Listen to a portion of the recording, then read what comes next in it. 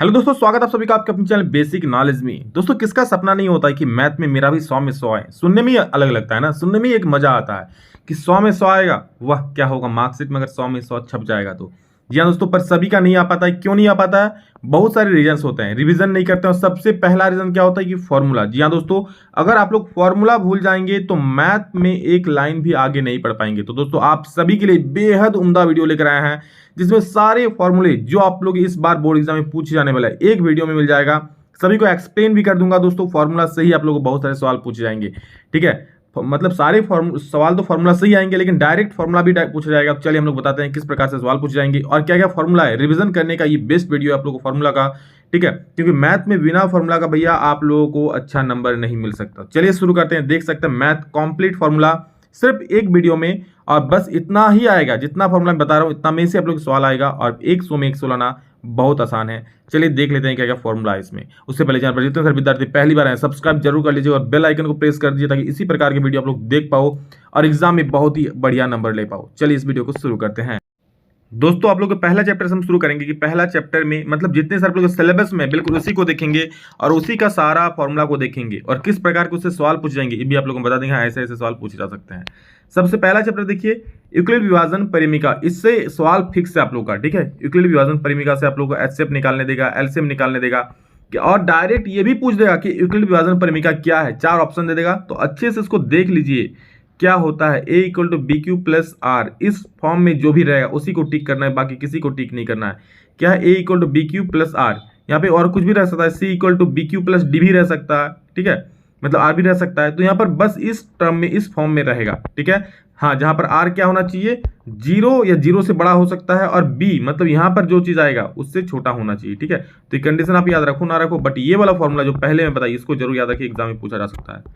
आगे देखिए क्या है, अगर दो संख्या ए और बी है तो दोनों संख्याओं का गुणनफल equal to LCM into HCF होता है। गजब का सवाल है। और दोस्तों, आप लोग को मॉडल पेपर में इस प्रकार के काफी सारे सवाल पूछेंगे। बोर्ड एग्जाम में 100% इससे सवाल आएगा।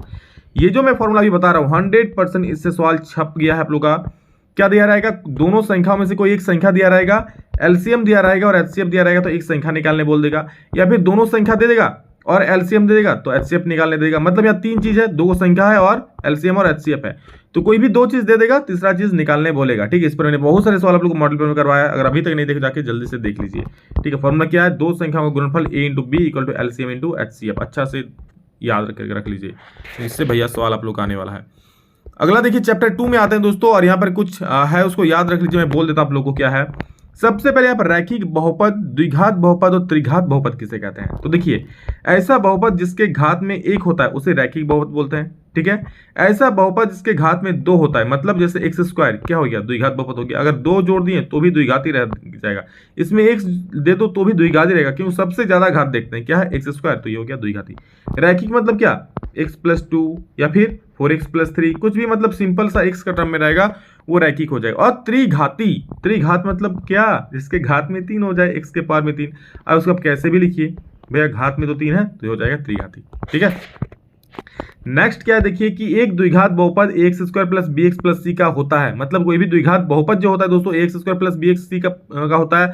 और सुन लीजिए द्विघात समीकरण कैसा होता है, बस यहाँ पर कुछ नहीं, A X square plus B X और प्लस सी बराबर 0 कर दे। ठीक है, जहां पर 0 आ जाए बराबर में तो ये द्विघात समीकरण हो जाएगा। अब बस 0 को हटा करके सिर्फ लिख दे अगर A square plus B X plus C, तो ये द्विघात बहुपद हो जाएगा। जहां ए बी सी वास्तविक संख्या है और ए नॉट इक्वल टू 0 का रूप का होता है, मतलब द्विघात जो बहुपद है इस रूप में होता है। अगला क्या देखिए, एक बहुपद x के शून्यक उन बिंदुओं x के निर्देशांक होते हैं जहां px का ग्राफ x अक्ष को परिच्छेद करता है। तो बस पूरा x का शून्यक क्या होता है, जहां पर x निर्देशांक होते हैं जहां पर x अक्ष को परिच्छेद करता है। चलिए इसको आप लोग उतना जानकारी नहीं है, आगे देखते हैं हम लोग। इसको जानकर उतना जरूरी नहीं है आप लोगों के लिए। हाँ, एक द्विघात बहुपद के अधिक से अधिक 2 शून्यक हो सकते हैं। द्विघात बहुपद, शून्यक मतलब क्या, x का मान। तो जब एक्स स्क्वायर रहेगा भैया एक्स स्क्वायर प्लस 2, तो यहाँ पर एक्स स्क्वायर है इसलिए सिर्फ 2 ही मान निकल सकता है। त्रिघात का कितना निकलेगा, एक्स के पावर 3 प्लस 4 या कुछ भी लिखिए, 5 लिखिए, 24 लिखिए, 2x लिखिए, तो मान कितना निकलेगा, x का 3 ही निकलेगा। तो वही चीज यहाँ पर लिखा है कि एक द्विघात बहुपद के लिए अधिक से अधिक 2 शून्यक हो सकते हैं और एक त्रिघात बहुपद के लिए अधिक से अधिक 3 शून्यक ही हो सकते हैं। शून्यक मतलब शून्य नहीं, x का मान को ही हम लोग शून्यक बोलते हैं। जो फाइनली x का वैल्यू निकालते हैं ना, उसी को बोला जाता है शून्यक। अगला देखिए दोस्तों क्या है, यदि द्विघात बहुपद X square plus B X plus C और उसके शून्यक क्या है अल्फा और बीटा। काफी ज्यादा सवाल इससे आप लोग मॉडल पेपर में है। तो शून्यकों का योग यानी कि alpha plus beta equal to होता है माइनस बी बटा ए। ध्यान से सुन लीजिए मैं क्या बोल रहा हूं। जी हाँ दोस्तों, शून्यकों का योग होता है alpha plus beta equal to minus B बटा ए और शून्यकों का गुणनफल दोस्तों होता है alpha into beta equal to C बटा ए। ठीक है, अच्छे से याद कर लीजिए। डायरेक्ट पूछेगा कि शून्यकों का योगफल क्या होता है, चार ऑप्शन देगा, सी बटा ए बटा बी। तो याद रखना होगा कि हाँ सर माइनस बी बटा ए, विकास सर पढ़ाए थे, ये सही है। उस प्रकार गुणनफल क्या हो जाएगा, सी बटा ए। और इससे सवाल भी पूछा जाएगा। किस प्रकार के सवाल रहेंगे, मान लीजिए आप लोग यहाँ पर शून्य गुणनफल दे देगा, योगफल दे देगा और आपको शून्यक निकालने बोल देगा। बहुत सारा सवाल मैंने आप लोगों को मॉडल पर करवाया है, अगर आप लोग नहीं किए अब तक तो मॉडल पर जरूर सॉल्व कर लीजिए। और इस प्रकार के सवाल दोस्तों लोग सिलेबस में है नहीं कि एक अल्फा बीटा और गामा त्रिघात बहुपद है, तो आप लोग ये इस बार पढ़ना नहीं है। वैसे इस सवाल आप लोग आएगा नहीं। ठीक है, और इसे देख लीजिए एक बार, देखना हो तो। चैप्टर 3 में आते हैं। ठीक है, कोई भी दोस्तों चैप्टर 3 में जो आप लोग का क्या होता है, बहुपद होता है। ठीक है, कोई भी समीकरण होता है, किस रूप में होता है, a1x plus b1y plus c1 equal to 0 और a2x plus b2y plus c2 equal to 0, इस रूप में होता है। अब इसमें देखिए, इसमें काफी सारे सवाल पूछ जाएंगे आप लोग का। जस्ट दो समीकरण दे देगा और बोलेगा क्या होगा, बहुत सारा हल होगा कि सिर्फ एक हल होगा, समपाती होगा, समांतर होगा, क्या होगा। तो देखिए ये जो कंडीशन है आप लोगों को अच्छे तरह से याद रखना है। क्या ये दो समीकरण आप लोग यहां दिख रहा है, यहां x के सामने कुछ नहीं, मतलब क्या है, एक है। x का यहाँ नीचे वाला कुछ नहीं है तो क्या, x का नीचे वाला क्या है, 3 है। उसी प्रकार यहाँ पर y के सामने क्या है, -2 और यहाँ पर y के सामने 4 है। तो ये दोस्तों 1 वाला में आएगा, ये 2 वाला में आएगा। मतलब ये a1 b1 a2 b2 c1 c2, sorry देखिए a1 a2 b1 b2 c1 c2। ठीक है, अब सभी को बटा में निकालिएगा। तो यहाँ पर देखिए a1/a2 कितना आया, 1/3, यहाँ कुछ नहीं तो एक ही ना होगा। b1/b2 कितना आया, -2/4, जो कि कट के आ जाएगा 1/2 माइनस में। और c1/c2 कितना आएगा, तो यहाँ पर 0/-20। कुछ भी बराबर हो रहा है नहीं, ये दोनों ही बराबर। पहला दो को देखिए बराबर हो रहा है, नहीं बराबर हो रहा है, तो यही लिखा है a1/a2 not equal to b1/b2। तो जब इस प्रकार का होता है कि a1/a2 not equal to b1/b2, तो क्या होता है, रेखाएं परिच्छेद करती है और केवल एक हल होता है, यानी कि अद्वितीय हल होता है। दोस्तों इस पर मैंने काफी सारा सवाल बताया, तो इसको मैं अभी डिटेल में इसको नहीं समझाऊंगा, हाँ फॉर्मूला को जरूर समझाऊंगा। तो a1/a2 b1/b2 c1/c2 आसानी से आप लोग निकाल सकते हो, मैंने वीडियो में बताया हुआ है। ये तो आसानी बच्चा वाला है, अभी मैंने बता दिया। ये जो फॉर्मूला है देखिए उसको, अगर कहीं पर ऐसा कंडीशन आ जाए, देखिए यहाँ पर सबको काटिएगा तो 1/2 के रूप में आएगा। 2/4 को काटिए 1/2, इसको काटिए 1/2, इसको काटिए तो 1/2, सब बराबर हो रहा है। मतलब क्या हो रहा है कि a1/a2 equal to b1/b2 equal to c1/c2, तीनों बराबर हो रहा है। तो क्या होगा, जब तीनों बराबर होता है तो होता है समपाती। समपाती मतलब दोस्तों होता है क्या, एक रेखा है उसी के ऊपर दूसरा रेखा चढ़ जाएगा, एक रेखा है उसी के ऊपर दूसरा रेखा चढ़ गया, उसे हम लोग क्या बोलते हैं, समपाती बोलते हैं। ठीक है, तो क्या होगा, इसका बहुत हल होगा, अपरिमित रूप से अनंत हल, अनेक हल, जो बोलना है बोल जाइए। अपरिमित रूप से क्या हल हो जाएगा, अनेक हल हो जाएगा। ठीक है, अब आगे का हम लोग देखते हैं, लास्ट वाला क्या है कि अगर ऐसा कंडीशन हो जाए कि पहला दो को तो बराबर हो जाए, जब निकालिएगा इसको 1/2 आएगा, ये भी 1/2 आएगा, बट इसको काटिएगा तो 1/3 आ जाएगा। मतलब इन दोनों के बराबर नहीं हो रहा है। मतलब a1/a2 इक्वल टू b1/b2 तो है, but it is not equal to c1/c2, यानी कि क्या हो जाएगा, ये रेखाएं जब इस प्रकार का कंडीशन होता है तो क्या होती है, समांतर रेखाएं होती है। और समांतर रेखाओं का भैया कोई हल नहीं होता, कहीं मिलेगा ही नहीं दोनों रेखा, तो कहाँ हल निकालेगा माथा में, तो कहीं हल नहीं होता है। ठीक है, इसका कोई हल नहीं होगा। ठीक है, बहुत इंपॉर्टेंट चैप्टर है, बहुत इंपॉर्टेंट फॉर्मूला मैंने बताया, इसको अच्छे से देख लीजिए और इससे क्वेश्चन जरूर सॉल्व कीजिए। एग्जाम में भैया अच्छा खासा नंबर इससे पूछने वाला आप लोग का। अगला चैप्टर 4 में द्विघात समीकरण, देखिए क्या बोला है कि कोई भी जो होता है x² plus bx plus c equal to 0, तो ये द्विघात समीकरण का रूप होता है। ठीक है, अब हम लोग d निकालते हैं। d मतलब डिस्क्रिमिनेंट, मतलब विविक्त कर। d का फॉर्मूला होता है दोस्तों b² माइनस 4ac। क्या होता है, b² माइनस 4ac। अब हम लोग जब d का वैल्यू निकालेंगे b² माइनस 4ac करके, आप लोग को निकालना बताए हैं। अगर d का वैल्यू 0 आ गया तो मूल क्या हो जाएगा, वास्तविक और समान। अगर d का वैल्यू 0 से बड़ा आया तो मूल वास्तविक तो होगा पर असमान होगा, और d का वैल्यू अगर 0 से छोटा हो जाए तो मूल काल्पनिक होगा। ठीक है, मतलब छोटा मतलब क्या, माइनस में आ जाए तो, बड़ा मतलब क्या, 0 से बड़ा आ जाए तो। ठीक है ना। अब इसमें क्या देखिए, एक फॉर्मूला होता है आप लोग का मूल निकालने का। क्या होता है फॉर्मूला कि x equal to -b plus minus √d, ये फॉर्मूला होता है बाई 2a। ठीक है, x मतलब क्या, मूल मतलब शून्यक, तो शून्यक निकालने का फॉर्मूला होता है x equal to -b plus minus √d बटा 2a। ओके, और द्विघात समीकरण, मान लीजिए आपको शून्यकों का योग दिया हुआ रहे और गुणनफल दिया हुआ रहे। क्या दिया रहे? शून्यकों का योग दे दे और गुणनफल दे दे और बोले आप द्विघात बहुपद ज्ञात कीजिए या द्विघात समीकरण ज्ञात कीजिए, तो आपको क्या मान लेना? बस सिंपल सा मान लेना है x square minus alpha plus beta into x और प्लस अल्फा इंटू बीटा बराबर 0। ये द्विघात समीकरण हो जाएगा। ठीक है, हाँ द्विघात बहुपद बोलेगा तो इधर जो वाला आएगा उधर नीचे वाला बटा में जो भी आएगा उसको भेज करके उधर उससे गुना करके इधर जो बचेगा इधर लेफ्ट साइड में वही हमारा होगा द्विघात बहुपद। समझ गए? चलिए आगे बढ़ते हैं दोस्तों। आगे हम लोग का सवाल है श्रेणी का, समांतर श्रेणी का। बिल्कुल समांतर श्रेणी में क्या पूछ रहा है, देखिए क्या पूछ नहीं रहा है, फॉर्मूला लिखा हुआ है कि A N equal to formula होता है A plus N minus one into D, जहां पर डी हम लोग निकाल सकते हैं A two minus A one करके, सिंपल सा फॉर्मूला होता है। ए मतलब दोस्तों होता है प्रथम पद, एन मतलब होता है पदों की संख्या कि कितना सारा इसमें पद है, और ए एन मतलब हो जाता है अंतिम पद, मतलब लास्ट में कौन सा पद है, और सार्वअंतर मतलब डी होता है कि इन दोनों के बीच का अंतर कैसा आप निकालोगे, यहाँ पर जैसे निकालेंगे वैसे ही। ठीक है, तो दोस्तों एस एन का फॉर्मूला क्या होता है? N by two into two A plus N minus one into D, ये एस एन का फॉर्मूला हो जाता है। अच्छा एस एन का और एक फॉर्मूला होता है दोस्तों, इसमें क्या होता है कि N by two into A plus A N. ठीक है, क्या होता है? N by two into A plus A N. तो जब जो वाला दिया हुआ रहेगा उसके हिसाब से हम लोग करेंगे, और ऐसे ही वाला चैप्टर हम लोग को पढ़ा चुके हैं अच्छे खासे से, भली भांति पढ़ा चुके हैं, तो इससे तो क्वेश्चन बनना ही चाहिए। चैप्टर 6 में दोस्तों काफी सारे आप लोग का प्रमेय है, बट सभी प्रमेय नहीं आएगा, और कुछ कुछ प्रमेय आएगा, और समरूपता कसौटी भी इसमें है जो आएगा। ठीक है, समरूपता कसौटी दोस्तों मैं दूसरा वीडियो में बता चुका हूं, उसको देख लीजिएगा। अभी हम लोग इसमें देखेंगे कुछ जनरल सिंपल सा कुछ रूल। देखिए अगर डी समांतर बीसी होगा, ये एक त्रिभुज है, ठीक है, इसमें डी समांतर बीसी होगा तो ये बाकी दो भुजाओं क्या करेगा? समान अनुपात में बांट देगा। तो भला डी समांतर बीसी क्यों ना हो, कोई भी नाम दे दे, ठीक है, तो ये जो दो भुजा होगा ये इसके समानुपाती होगा। मतलब क्या होगा?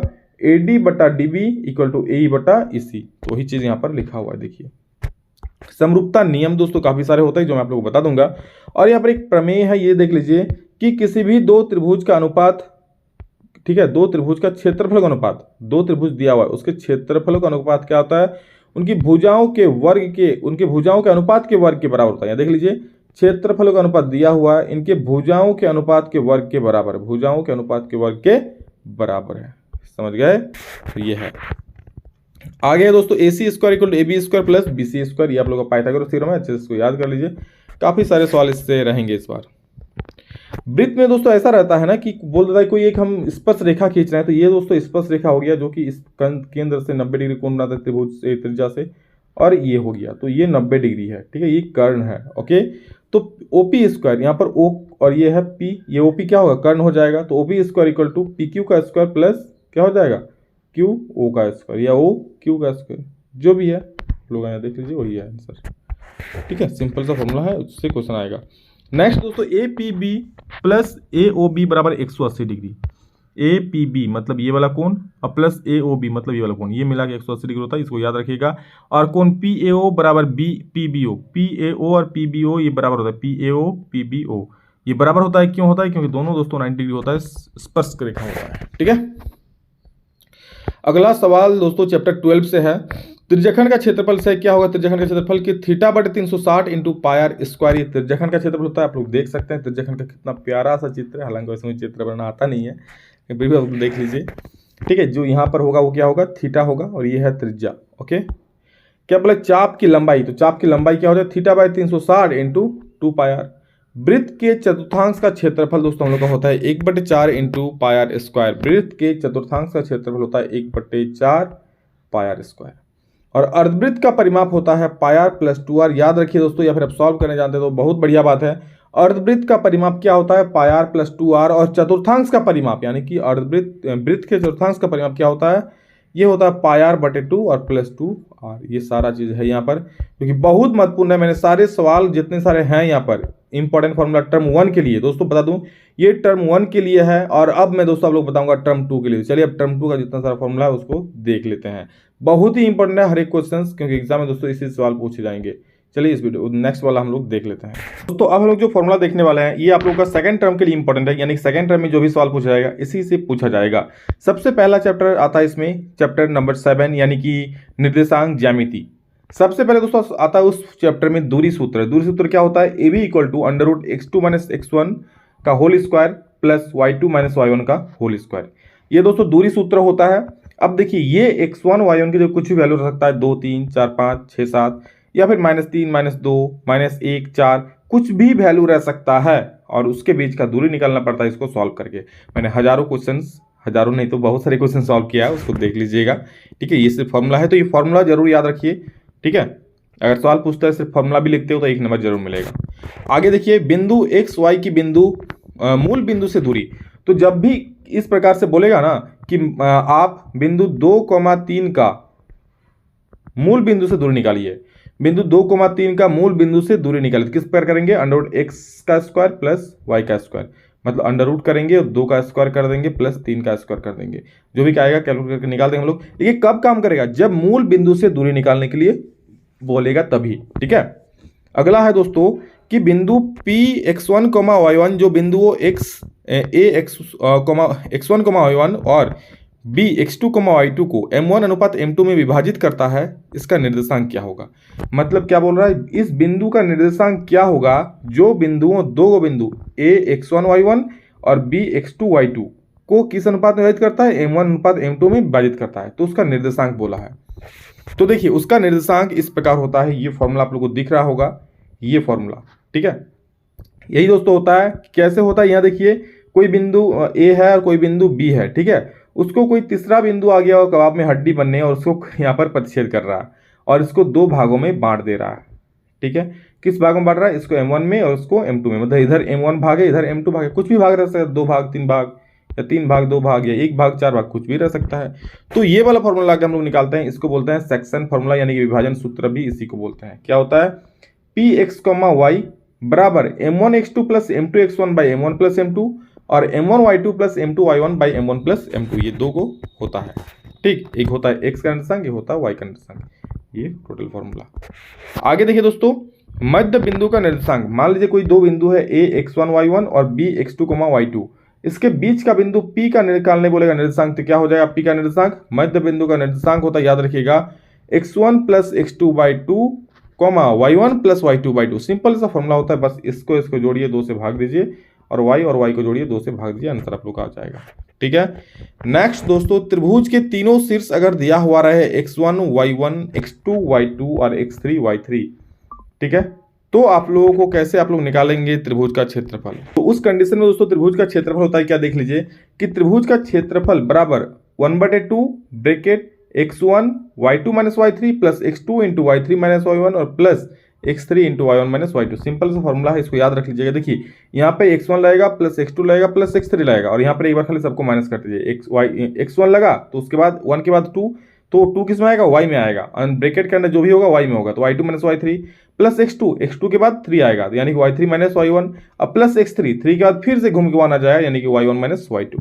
ठीक है, आगे बढ़ते हैं दोस्तों, अगला सवाल देखिए, नेक्स्ट चैप्टर त्रिकोणमिति, जो कि काफी महत्वपूर्ण सवाल है और बहुत आसान सवाल पूछा जाता है। सिंपल सा फॉर्मूला है, उसको याद कर लीजिएगा।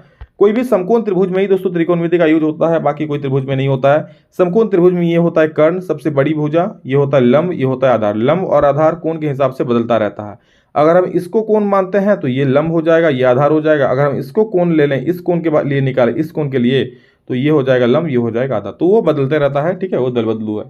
तो देखिए क्या होगा, साइन थीटा का फॉर्मूला होता है, याद रखिए, P/H, कॉस थीटा का H/P, उसका उल्टा कॉस थीटा का B/H, तो कोसेक थीटा का उसका उल्टा H/B हो जाएगा।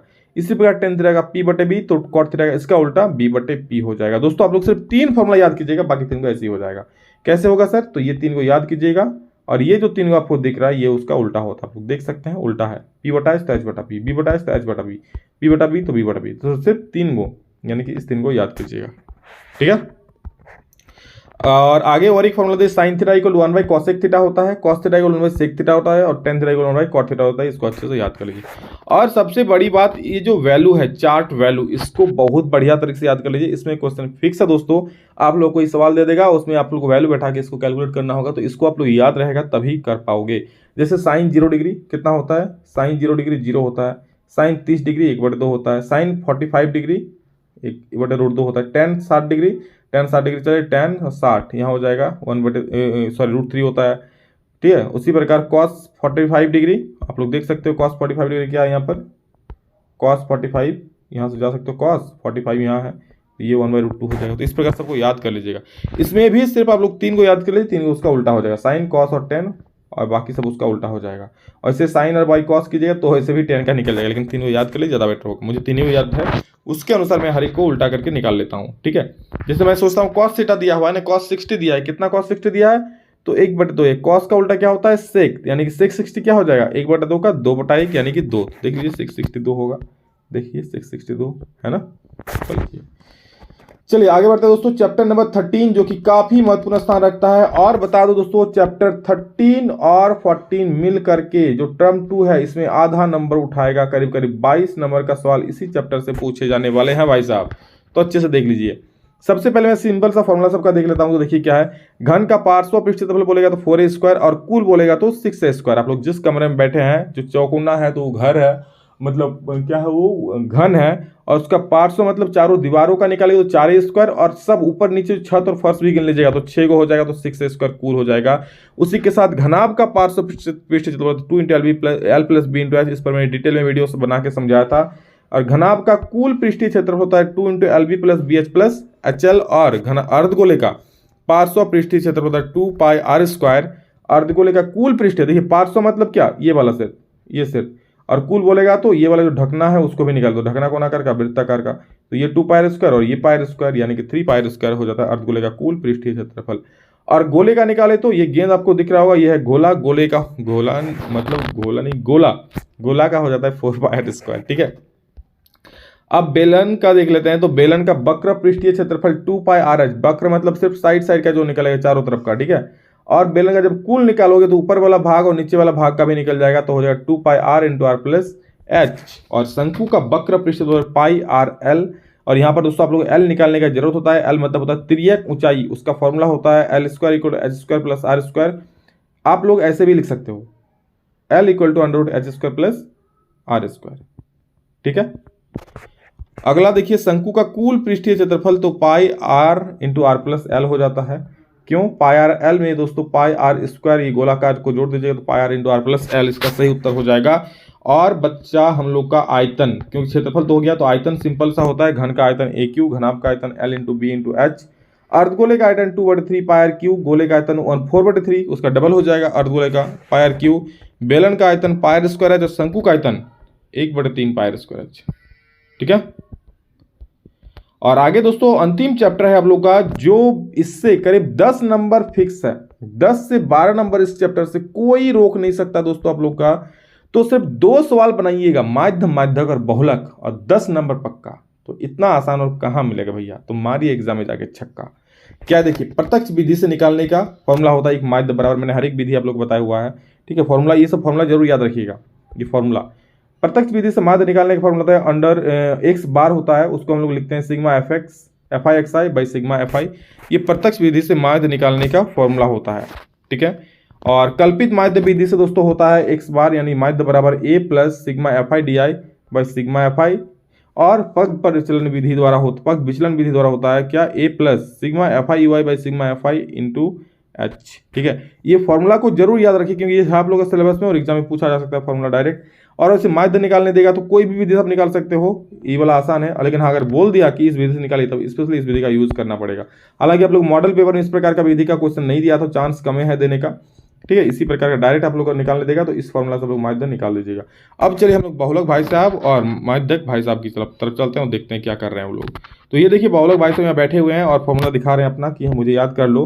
तो याद कर लीजिए, यही फॉर्मूला है और इसी से हम लोग का सवाल बनेगा l + f1 - f0/2f1 - f0 - f2 और इनटू हो जाता है दोस्तों h। ये हो गया बहुलक, ठीक है, सिंपल सा फॉर्मूला है। और माध्यक का होता है दोस्तों l + n/2 - cf/f × h, ठीक है। इसको जब क्वेश्चन को बनाओगे तभी ज़्यादा इस फॉर्मूला को समझोगे, वरना उतना समझ नहीं पाओगे फॉर्मूला को, ठीक है। सभी को शेयर करो ताकि एक वीडियो में दोस्तों जो यहाँ पर मैंने बताया वो फॉर्मूला काफी ज्यादा महत्वपूर्ण है एग्जाम की दृष्टि से। क्योंकि देखिए, एग्जाम में आप फॉर्मूला याद करोगे, एक एक चैप्टर को पलटोगे, कहाँ कहाँ फॉर्मूला मिलेगा, तो इन ए सिंगल वीडियो आप लोगों को फॉर्मूला मिल जाएगा, तुरंत इससे रिवीजन भी हो जाएगा। तो सभी को शेयर करो, सभी को इसको लाभ दिलाओ, ठीक है।